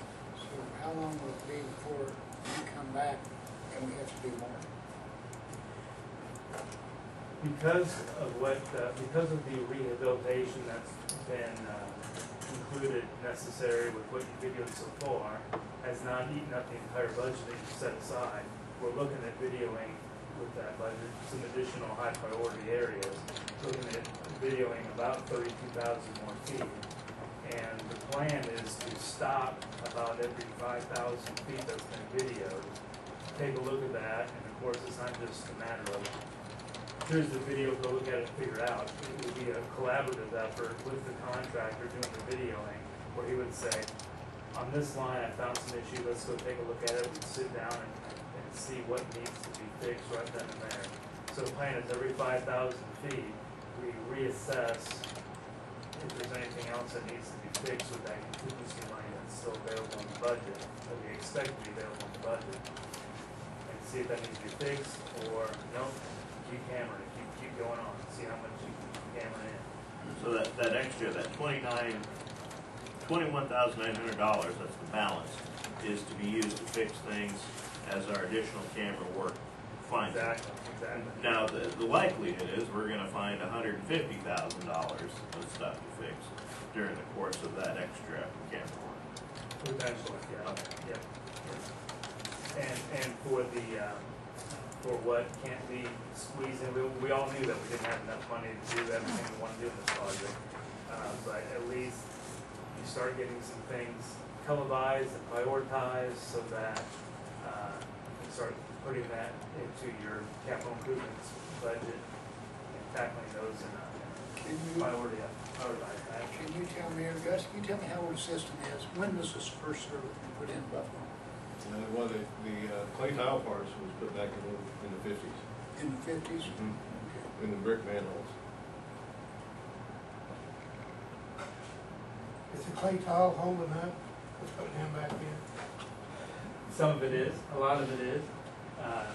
The other community that I was speaking of is your neighbors to the west there, Humansville. Yours is holding up a lot better than theirs is. Humansville is going to rely on a lot of their pipe because it is in very poor shape. And they need to keep that I&I out so that they don't have to spend millions on a new treatment plant. So it's holding up pretty well, but there are parts of it that aren't. So we need to approve this, or I is it already approved? think, yeah, more of a sharing session to see, based on all the input that's been received during the council meetings I've attended, the input I've gotten from Debbie and from the sewer department, this is what we've come up with. I understand the council wants to have a really good focus on what this money's gonna go for, and so that's why I've stripped it of alternate bids and things that might happen and tried to center it in on the highest priority, because it was very clear that it didn't make any sense to do a bunch of alternate bids when we knew that money wasn't gonna be for anything. So I tried to focus this in on a concrete project that we could bid out, and you know exactly what it is and what to be thinking about. Maybe it the whole way with alternate bids and where's the money. So, You are budgeting $308,000 for the bids. that's my cost opinion. If they come in higher than that, then we have to step back. Well, we've got this $22,000 sitting there, that helps on the contingency. But I've had a lot of good input from folks very close within the industry that have given me some really good solid unit prices. And I think I've got a conservative estimate here. With almost 10% of contingency sitting there. It wouldn't surprise me at all if you guys had $40,000 to play with instead of 22. Right? That's what I was trying to get to. You have no idea until you actually do it. Absolutely, yeah. Well, I think where Christie's is kind of trying to, where do we go now? Yeah, and it's really just no, go back and look at this, or, yeah, it sure appears that through the iterations, we've gotten this as tight as we can, and we need to get it going, because, Well, if we don't accept your work, taking this as far as we. yeah, if we don't accept your work, we shouldn't hire you in the first place. So, That, and I'm already working for free. Yeah. I've gone through enough iterations that I've already. So the next step, I assume you've already drawn the plans, the next step is that you put it out for bids. The next step is actually, because this is an SRF funded project, I need to write an addendum to the facility plan. This is what they require, an addendum to the facility plan that got you that money in the first place, and of course, talk about upgrading your plant. I now need to write a quick addendum to that says what we're gonna do with the remainder of this money, send it in with the plans and specs, along with probably some other bureaucratic paperwork, and say, all right, DNR, this is what the city of Buffalo wants to do. Please review and give us a construction permit so we can go to bid. It's all up to the DNR. Right, they'll review and make sure it's kosher with all their SRF requirements, and making sure it's gonna get bid fairly, per the state regs. And then they'll say, all right, here's your construction permit. And then hopefully our next meeting then is we start picking bid dates and deciding which papers we're gonna advertise in, and start planning out actual dates of opening up bids and getting to work.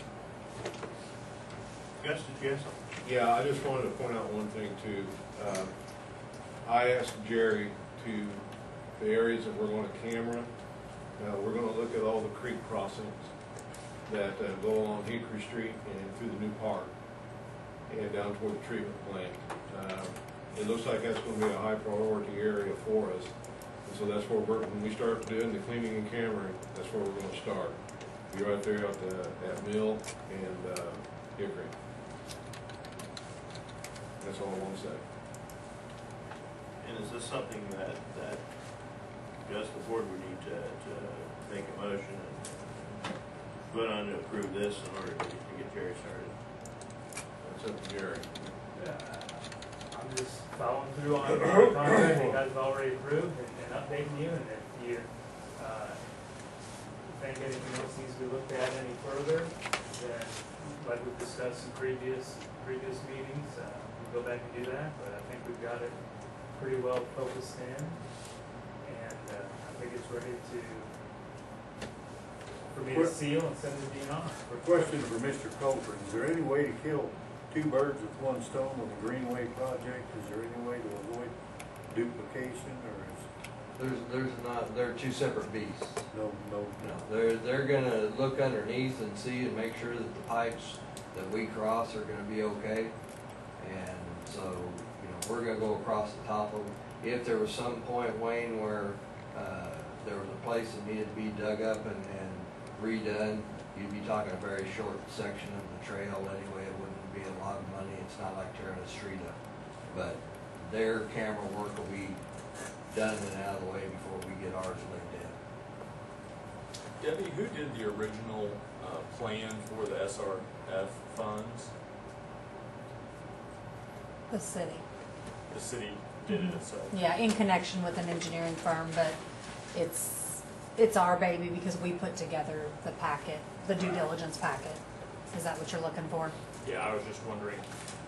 My suggestion at this point would be for the board to make a motion authorizing taking of bids and let him deal with all the paperwork from DNR to get to that point, unless you want him to come back. But I think at this point, you're ready to bid the project. Go ahead and authorize him to bid the project, and then you guys would approve the bids when we get to that point. That's my opinion.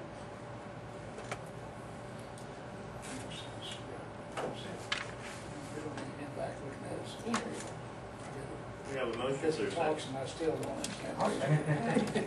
We have a motion and a second, I'll open the floor for discussion. Well, like he's done his homework.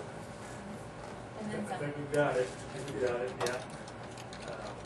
Let's send that to DNR, we'll get a construction permit, and we don't know how long that's gonna take, so there's no sense in picking a bid date right now, let's just go ahead and turn it in to Jefferson City and get a construction permit, and then once we get that, then, we'll have to come back and sit down and, or if you wanna do a special meeting or something, however you like to do it, but we'll want to choose a bid date and, choose an advertisement date for, imagine you publish in the Springfield paper, maybe there's another local paper that works for the paper. He's sitting next to you.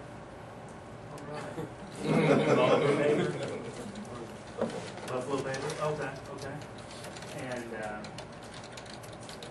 so, you know, we've gotta kind of wait till we get that construction permit before we know, how the date's set up, or we can bid it, and then, you know, decide whether or not you wanna have a special bid opening, since it is a pretty large project, you probably have contractors here wanting to know who will win it. It may not be something you wanna do during a council meeting, because you'll, like I say, you'll have contractors curious about this particular item. Those logistics. Okay. Maybe probably work with King before on opening up bigger projects. Is there any other discussion? All right, I'll call for a roll for the vote. Brandon. Yes. Jess. Yes. Larry. Yes. Christie. Yes. James. Yes. Wayne. There would be no sense in advertising it. There you go, for it, the deal with the governor. Thank you. All right, next item on our agenda is asphalt bids, and we jumped over that, done that already. Item 8 is additional projects for Locust Street crew. There are a couple little things that they can shore up for us as far as efficiencies outside of Locust Street. The first one is adding a slope curve over by the soccer field, where we've piped in where the ditch was. Slope curve is going to allow us an opportunity to asphalt that parking lot and spruce up that area. The guys say they're looking at approximately $6,000 to do that. Of course, asphalting is going to be an additional cost that we can tackle later. The other item is the northwest corner of Locust and 32. We dealt with MoDOT on that one corner on the south side. The school sidewalk is going to come close to getting there. I think while we have a bond, and I've been told, King, I could be very much wrong, but my understanding, we've paid for a bond and we can use that same bond to get in on that corner as well on the north side. That's the plan. And while we've paid for the bond, we might as well take advantage of it, do the sidewalk there at that intersection, stub it in and get ready to meet the school sidewalk. I've talked to some guys from MoDOT.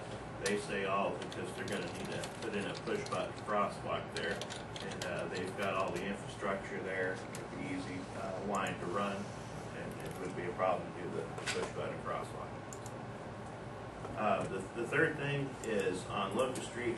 There's a need for an additional box. The guys have found a spot on the east side of the street they think would be a good place to put an additional box. And you're looking at, I think Mike told me, maybe around $3,000 for materials at best, plus a little bit of labor. They're going to put a T there, and they probably form in a shallow box. What's that for? For water flow. There's from one box to the next, there's a lot of area there, and they think an additional box is going to help. All I see now from the water, it runs right down the middle of the street now. Yeah, and that's the goal, is the box is going to suck up some of that. Now, there is an area to the south where water flows, but it's because the road's flat. It doesn't have a sufficient crown there, and then the road has a slight tilt to the east. Larry, right across from your father. It runs right down the middle of the road. Well, no, it doesn't. I go through there twice a day. I go through there a lot to get that. And it goes and it swings over to the right. And then it goes down there, and those 2 or 3 houses on the end, it floods their yard. And every time I've been down through there, when it's rained heavily, it is, for some strange reason, it's shooting over to the right, and it's more water than it can handle. Now, I don't know, I mean, I've seen it 3 or 4 times, it just looked to me like about 90% of the water at that one area is shooting over to the east side.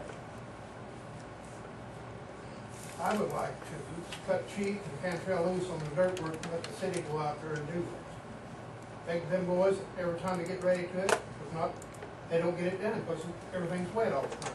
You take the city crew out there, they can fix that in a day to 2 days. So to keep cutting it off, paying Cheek wages and wages and wages. Well, I mean, the city crew can't control the rain anymore. No, but you can take the city crew out there, cheaper, you can pay Cheek $18.50 an hour, some of them, and let them do the dirt work. They've got everything to do the work, with dirt work with. And right now, they're doing good to stay on top of mowing. Do the dirt work out there in a couple of days. Where it's gonna be out there, it'll be this time next year before it's done. We have someone among us who's actually out there with their boots on the ground. Do you want to speak to that, sir? As far as what, the box? Well, No, the groundwork. Did you just do all that? It can be done, but you can't get any equipment out there, you'll get stuff. Or don't rain, it's bad. It's awful, but that's the Locust Street project, final cost. Debbie, what's the final cost right now with the dirt and everything? I had that estimate the other day during the That's meeting. 608 Christie, do you have isn't that? it? 108, yeah, was what it was at. How much? As of budget meeting Wednesday. 600, but we haven't got all the bills on that yet.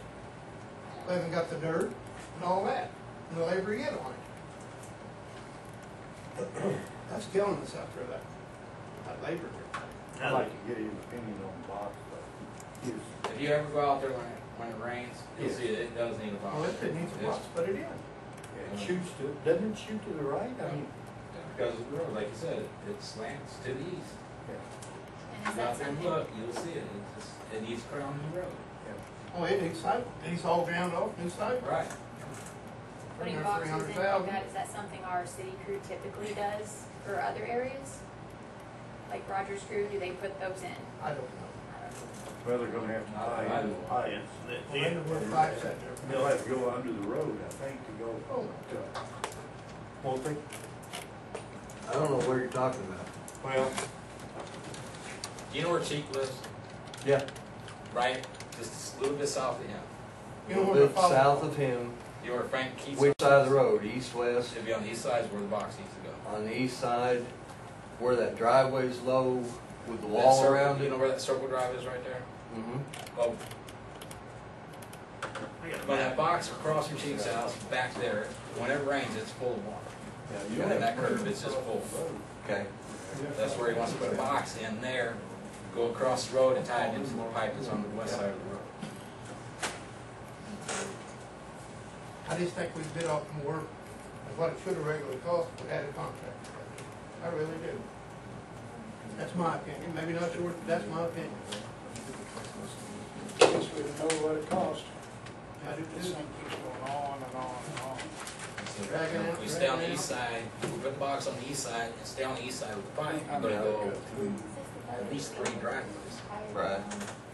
Go across You're not road, cutting the just street. cut the street, tie into that, it's just a pipe that we put in there with a T. How big of the street again? How big of the street? Yes. That's what Jess talked about, big enough street again. Well, I mean, it's a situation where, yeah, they're gonna have to cut a small layer of asphalt off, put a pipe in there to tee I into. suggest that when next time it rains really hard, all you guys drive I've out been there and out you'll there. see. I know what he's I'd rather lot the pouring down rain. And you see where it's, the water stands right there, where I'm talking about? And I guess the bottom line is, we all can see there's an issue.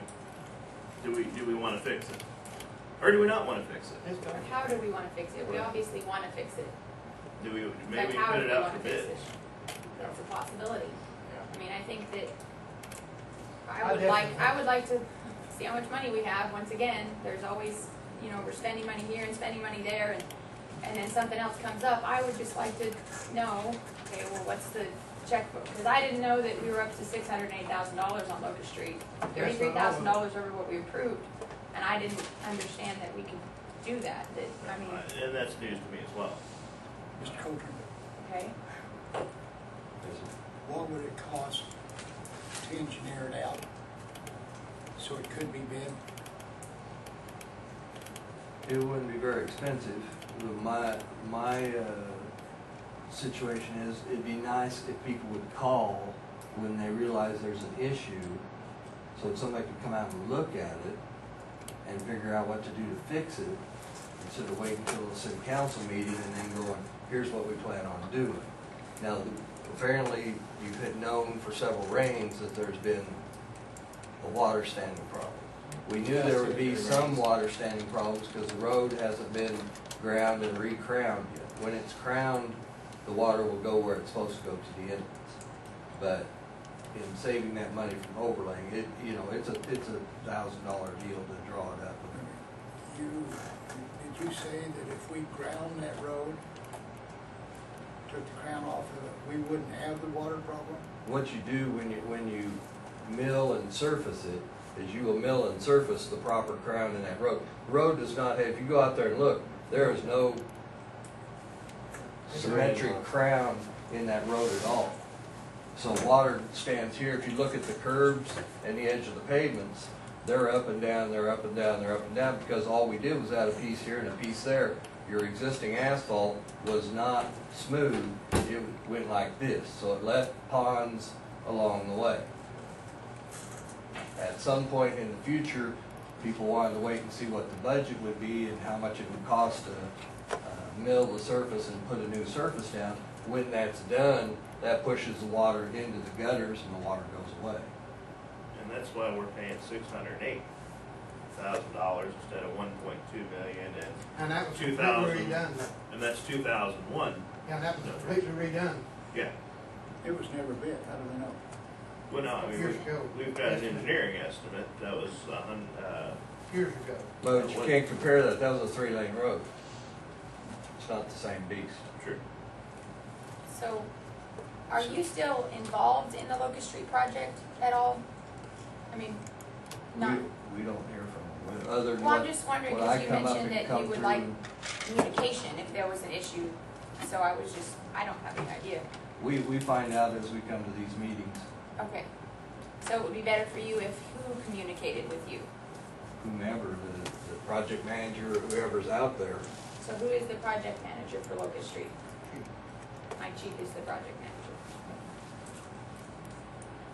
But So probably what we need to do is kill Locust Street and Mike have, you can come in on a later date, give it to it, just kill it, and let Roger and his boys, reseed it, do the dirt work, haul it off, be through with it, and look at it at a later date, whenever Gene can look at it, to see what the problem is, present it to the city, to see if they wanna bid it. Is that a viable option? yeah, I mean, we're getting frequent enough rains that we know there's something to come up and look at. I mean, when we heard something about water standing behind the curb, we came up on our own and looked at it to see what they were talking about doing was gonna fix the water standing behind the curb there at the corner. So if we wrapped up this current project and got the dirt work finished, we could have you come in and readdress the situation and find out exactly what we need to do to fix the issues that we're having. We can look at it before you can get it wrapped up. by and large, the guys have been in contact with you and you've consulted with us as time has gone on. For the first 6 months, that's a true statement. For the last however many months. It's not built the way it was engineered to start with, is it?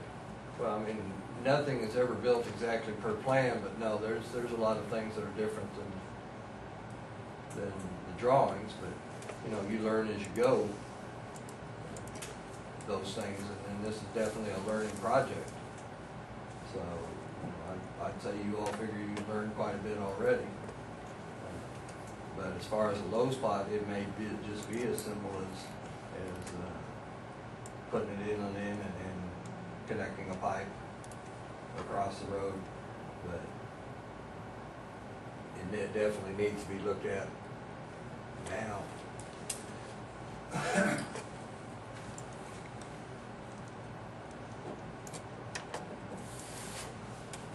Do we want to consider the slope curve at the soccer field and taking advantage of our bond for that northwest corner of Locust for 32? I think those are great things to do, but I would opt not to use this crew. I mean, just based on We'll see where we stand. The bond's not a very big deal. How much was the premium? $1,500. No, it wasn't. How much was the bond premium? Let me go look, because I don't have a clue, but I can tell. That was the amount of the bond. That was not the premium. It's a $50,000 bond, we paid $1,500. 1,500? I don't know. I saw it on the, yeah. Well, the advantage of putting that other ramp in is it gets you off of MoDOT right away, and you don't have to go back through their whole permitting process again when you want to do it. But And do we have to use the same crew to be able to do that? 1,200 premium? So, I mean, to use that bond, we don't have to use the exact same employees that we can hire somebody.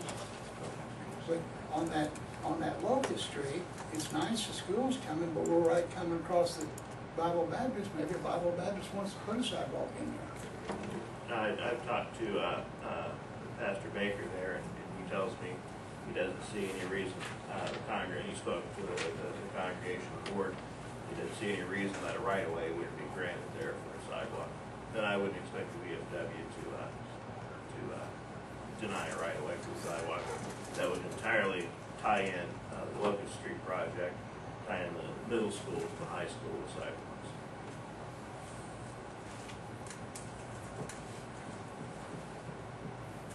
I'm personally in favor of killing the job.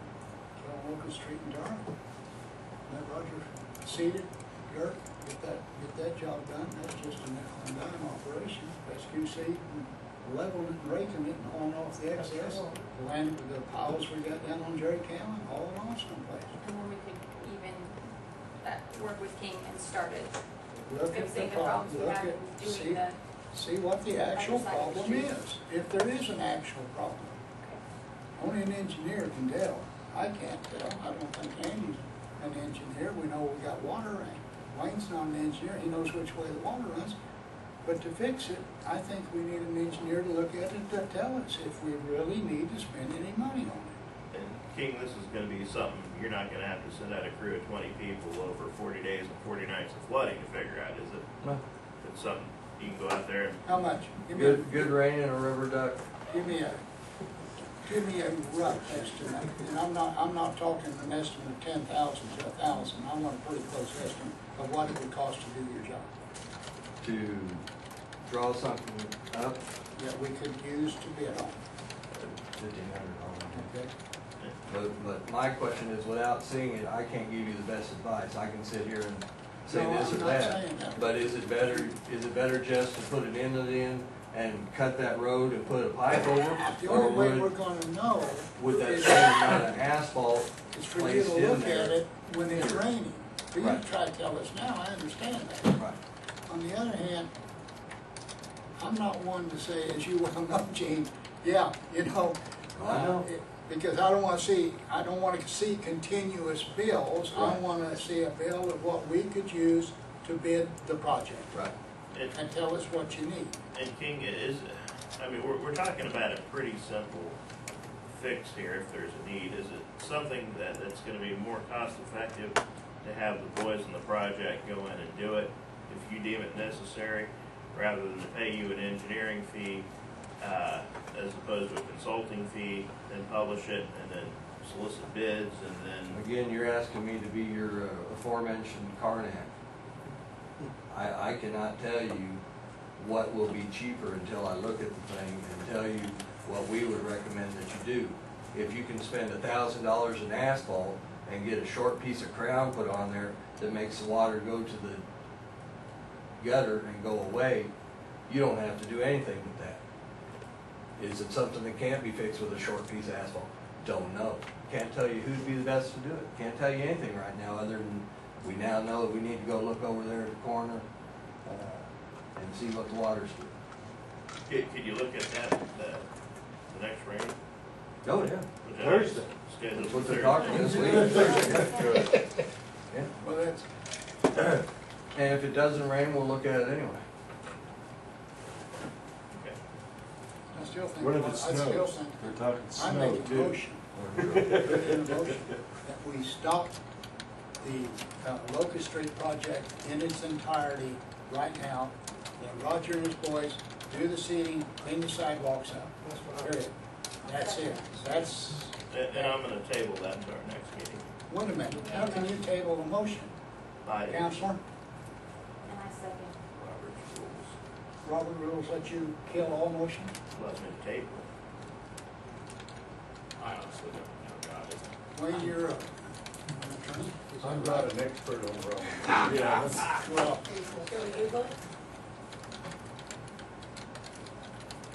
I just don't see if I make a motion, I have a second, but it can be tabled. Action would have to be taken on it. I believe Robert's rules allows me to table. And it is so tabled. Move on to item 9, well issues. That's me. I've been working on a DNR list. I was a little late trying to get all this in. I printed them out today and getting you guys. One for each of you. It's kind of the price of fixing pipe. Wells 1, 2, and 3.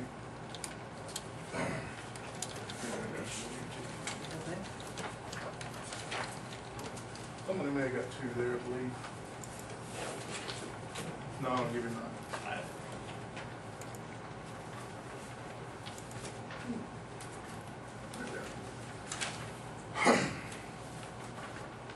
Is this the regulations that the DNR's told us we have to repair that well with? Well, 1, yes. Because we have fluoride and chlorine injectors behind the check valve, which lets chlorine and fluoride go back to the ground. And we have limited space in that old well. I have nowhere to put it, the injectors in front of it as it is. So I had to re-plumb everything to make it where the check valve is moved and it's back in front of it by shortening some stuff up.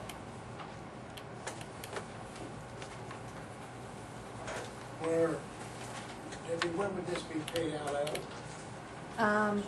What's the total? I mean, it should come out of the water, fund. What's the total, Daryl? It's like $5,000 and $1. There's a couple things that can come out of here. And that was going with stainless steel on the injection points on well 1 and well 3.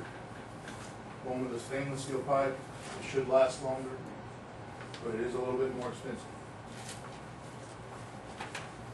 And that's just the pipe with the fluoride injector and the chlorine injector going. How much higher is it? $5. I got it right there, and/or on well 1, it's $173 for a ductile, or it's $383 for a stainless steel. And on well 3, it is the same. It's pretty much double. $741 for stainless steel, or $307 for a ductile. How much longer will stainless steel last? He told me it'll last longer than I'm there. Because it will not eat in from the inside out, like ductile either. Haven't you added both of those in? I hadn't put them on there because I didn't know which way you But wanted I to mean, go. isn't your total reflect both of those figures? Yes. If we're with stainless steel, We're only gonna use one of them, yes. right? So either we deduct You can deduct one or the other out of each one of those. 700 off one of them or 307 off, is that right? I mean, so one of the projects is, it's either gonna cost us,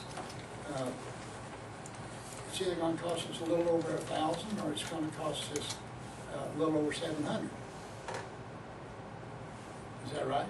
Am I looking at the invoice right? Yes. And that's the only that's the only That's the only two I got for discrepancy. Do we have the money to pay for it? You have $50,000 budgeted for water capital mains. I don't believe you guys have anything in the horizon. Is Roger still around? No. What is your recommendation? I would go with the stainless steel piping and replacing all of this. Once I get everything replaced, it looks good in all 3 wells. I want to go in and sand it, talk to somebody about painting so I can paint it. That way it'll last us for use, unless, something just happens. And on well 2, it has to be done because the check valve is bad and water is going back in the ground. You know, whatever you're pumping up, you're losing back in the ground. I don't know how much, but we drilled a hole, put a sample tap on the back side of the check valve so we can have a raw water sample for the state. So we send them, when we shut everything down, drill the hole, put the tap in, and make sure everything's kosher, flushed it, turn everything on, and I noticed, I thought, well, I'll just see what this tap does when everything shut down, and I turned it, and it still had water shooting out of it, and the well was off. It wasn't a lot, but it's getting, I mean, a little water leak's gonna get worse over time. Are these the only people to do that? These are the only people I could get to come look at this. I called Windwater because I had to kind of revamp well 1. And I wanted somebody else's input. This is all material, this is no labor. This is no labor. This is just. This is just me doing it. I'll do it, me and Right. John and the guys from. And these are the only people that you could actually find to come and give you a material Mhm. cost of what you need to use. Yes. I called Windwater to get them down here. They wouldn't, they just kind of hand on me around. I called Carter's Water to talk to them about coming down. They hand on me down. These people called them and said, we'll be there Friday. I said, well, I'm busy. Can you be here Monday morning? And they went. So, when they came down, when Waterworks came down, they told you exactly what parts we need to replace. Yes. So, we're not replacing any parts we don't need to, it's just that we're gonna replace the parts, you're gonna furnish the labor. It looks to me like it's it looks to me like it's a slam dunk deal, let's get it done, because if we don't, DNR's gonna come back on us one more time for something. I'll make a motion to go with it. We have a motion and a second. I'll open the floor for discussion. Did you put everything in yourself? Yes, me. I'm gonna have John Harden and Stacy give me a hand with it, because some of that stuff's kind of hard to hold up and bolt up together, but we'll do all the plumbing work. I was getting ready to ask. Yes. I wanted to just say basically, I think we should go probably with the stainless if we may. But for the future, Yeah. you're right, you know, it's So we for the hope- long term, after we're gone, somebody won't have to fix it, just fix it right. Do we want to amend that motion for specificity? Yeah. Is there a second to that? Okay. Any other discussion? We have a motion and a second to do the stainless parts. I'll call for a vote. Larry. Aye. Brandon. Yes. Jess. Aye. Wayne. Aye. Christie. Aye. James. Aye. That motion passes. Last thing on our agenda. I would like to go back to the topic that you tabled. Robert's Rules of Order do state that the group can overrule the chair on any decision while the motion must be seconded. It cannot be amended. When this motion is moved and seconded, the moderator immediately states the question. Shall the decision of the chair stand as the judgment of the council? If there is a tie vote, the chair's decision is upheld. The motion is not debatable when it applies to a matter of improper use of authority or when it is made while there is a pending motion to close debate. However, the motion can be debated at other times. Each person may speak once and the moderator may also state the basis for the decision. So, it's not just tabled because you say so. We can overrule that. And we don't have the entirety of the rules to take that in context. So But we can sit here and look them up if we need to, because I would like to make that amendment. I mean, I think that we should at least be allowed to vote as a council what, we see fit. And I think this deals with employment issues as well, and is something perhaps. In regards to the job that is in place and how we want to proceed with that job. And I think that Jess's motion was that we stop work on any other projects, let the street crew handle the dirt work, and then we can proceed with an engineer's bid on what needs to be done, and we can decide if we want to either hire or put it out for bids. I think that was my understanding of what your motion was. Is that correct? And if that motion is passed, I tell you what I'm planning on doing. There's still some concrete to be poured, So because this presents an emergency situation where we're left with our pants down at our ankles, I'm gonna hire those same guys, under my authority to take care of emergency situations, and I'm gonna allow them to finish their jobs. So So simply regardless voting, of what the council agrees on and consensus, you're gonna do your thing, your own way, and it doesn't matter what the group, what we as representatives of the city of Buffalo see fit to do. what essentially the council is trying to do is trying to fire someone because they don't like him. I've had. I don't even know any of these people. Okay. I just know what I see as far as, getting the job done and Christie, what should, the your best thing should. your videos will show over and over again, you've questioned Mike Cheek's integrity. I've questioned. I've had two the aldermen whole come to me process. personally and tell me that they don't want this crew doing anything because they have animosities towards Mike Cheek. Well, I'm sorry, I'm not one of them. I don't know Mr. Cheek at all. So, I think it's absurd to quit this project with our pants at our ankles because we don't like a certain person on the project and cut off our nose to spite our face. And I don't feel like that is what the council is doing. So I'm just telling you, I believe that we are if- trying to do the best by the city. I'm just telling you, if we want to spend hours researching Robert's rules here tonight, and we get a good feeling of Robert's rules and what we can and can't do, we can work into the wee hours of the night and take up that motion, and I'm telling you what I'm going to do if that motion passes. Is that you're basically going to do what you see fit regardless of what the council. I'm going would like to do. declare the unfinished work there on Locust Street an emergency, and I'm going to use my purchasing powers as mayor of Buffalo under an emergency situation to hire these guys to finish what needs to be finished. I know I'm new to this and just coming into it, but what other projects are they needing to finish? There's a little more concrete work they need to do, and there's some dirt work that needs to be done as well. When was this project supposed to have been done anyway? Before school started last. Yeah, no, it wasn't slotted to be done before school started last year. I said I hoped it would. We originally budgeted and planned for a period of 6 months, and we've far exceeded that. About 9 months. But the ironic thing is we got someone, Tom, who actually works out there on the project. No one has deferred to him. No one's bothered to ask Roger if he's got time to do dirt work. No one's bothered to really think about this project other than the fact that we don't like Mike Cheek. That's not true. You're putting words in our mouth.